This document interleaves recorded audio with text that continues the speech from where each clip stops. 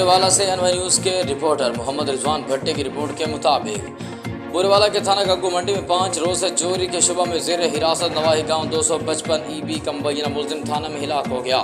25 साल नौजवान मुरातब अली की नाश पोस्टमार्टम के लिए अस्पताल में मुंतकिल कर दी गई। अस्पताल में मौजूद नौजवान के वालिदैन का इल्ज़ाम है कि उनके बेटे को चोरी के शुबा में गिरफ्तार करके पुलिस उस पर तशद्दुद करती रही, जिससे उसकी मौत वाक़ हो गई। हिलाक होने वाला मुबैना मुलजिम 2 मासूम बच्चों का बाप था।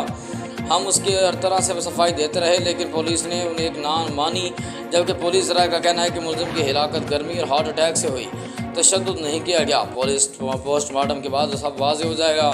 दूसरी जानिब जब अस्पताल में नौजवान की नाश को देखा गया तो कमर पर तशद्दुद के वाज़ेह निशानात मौजूद थे।